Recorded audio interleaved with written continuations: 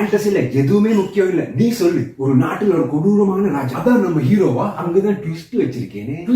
Twist super. அப்ப twist எனக்கு ரொம்ப பிடிச்சா. தன் சுயநலத்துக்காக 12 வயசுல இருந்து 40 வயசு மட்டும் யாரும் லவ் பண்ணக்கூடாது, கல்யாணம் பண்ணக்கூடாதுன்னு சட்டம் போட்டுருவோம் சார்.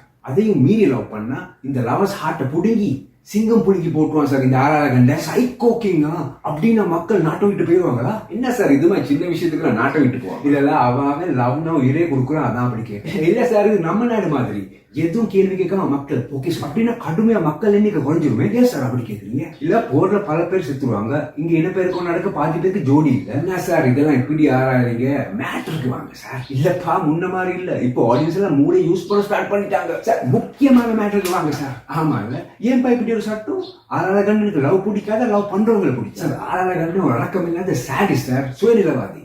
உலகத்தை ஆளணும், அதான் அவன் லட்சியம். சோல்ஜர்ஸ் லவ் பண்ணினா கல்யாணம் காட்டினா அதுல டிஸ்ட்ராக்ட் ஆகிடுவாங்க சொல்லித்தான் இப்படி ஒரு சட்டம்.